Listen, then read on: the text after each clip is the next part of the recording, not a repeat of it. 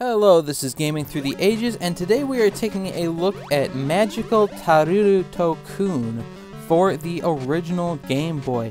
As usual, we are playing on the Game Boy player for the GameCube system. I would also like to take a moment to point out that I do not use a GameCube controller when playing Game Boy games. I use the original wide model Game Boy Advance hooked up as a controller in order to have a closer experience to actually playing on the Game Boy than you get using a GameCube controller. Magical Taruru-tokun was a manga in the late 80s, which was fairly popular. It was a shonen manga along with other mangas such as the original Dragon Ball, Fist of the North Star, and it was quite popular in Japan. I don't know if it was ever very popular in the United States, but I don't believe it was. It was adapted into an anime series which had, I believe, around 80 episodes and at least 3 movies. So it was fairly popular in Japan, and there were several games that came out in Japan based around the show.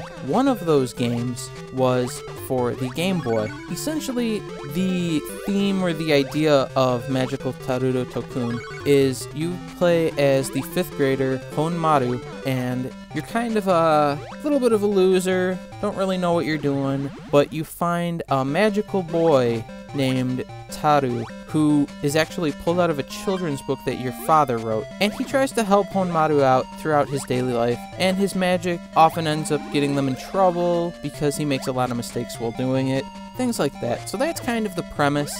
It's a very light-hearted story, kind of a fun, whimsical adventure, and the Game Boy game has that light, cheerful quality to it, but it can also be very difficult. It's not a very easy game, although there are much more difficult Game Boy games out there. It does extend its length through difficulty, as many early Game Boy games did. However, there are some things within the game to help you out. If you hit select, you get some options talking to Taru, such as one that allows him to fly ahead with a wand out and attack the enemies. Another one does the same thing, but he'll actually shoot the wand, and certain things will happen, like you'll get a bow and arrow power-up, or you'll become bigger and kind of buff, which lets you do more damage. And as you're playing through the game fighting the various enemies, there are several power-ups you can pick up, such as a star, which summons Taru, because if you are hit once, he disappears, and if you are hit again, you die. So he kind of acts as a buffer. Another power-up you can pick up is a little invincibility bottle that lasts for an amount of time. And then there are little balls that you pick up, and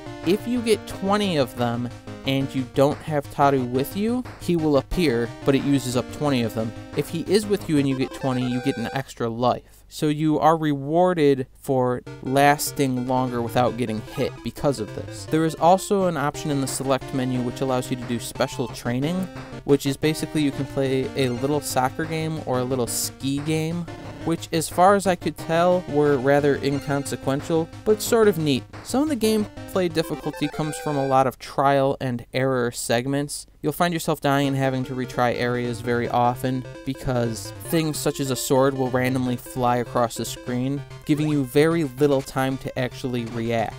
The difficulty is also present because Honmaru's main attack is a very, very short-range punch. You have to be very close to enemies in order to hit them, and that puts you in harm's way.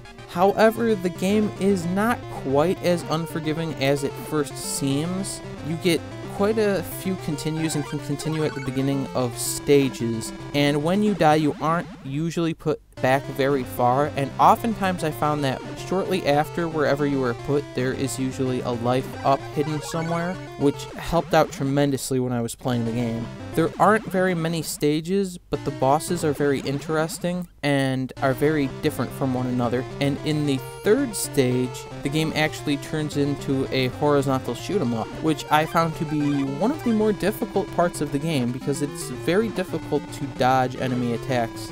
The game has that kind of quirky Japanese quality where a lot of the enemies are very odd, such as jellyfish sort of floating through the air. You'll find yourself fighting armadillos, and various other just strange little enemies. The game does feature a light-hearted story to go along with it, but it is entirely in Japanese. However, you don't need to understand the story at all to be able to enjoy and play the game.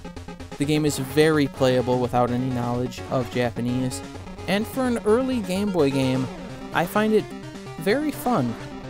However, my first impressions of the game were not very good. It took a few tries before I kind of got into it and started enjoying myself while playing. Once I had gotten used to the gameplay, I was much more lenient with the difficulty. I should also point out that the music was very impressive for an early Game Boy game.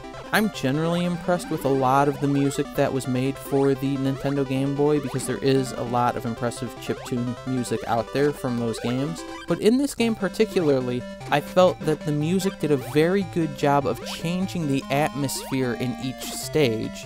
The music sort of set the mood for each area and was very different during different segments, and also managed to be very intense during some of the boss fights. So all in all, if you like early Game Boy games, and you like anime or Japanese import games, I'd say this one's worth giving a try. I have heard people say that it's rare, but I've seen it enough times that I don't think that's necessarily the case. I think it just doesn't pop up that much because it was a Japanese exclusive.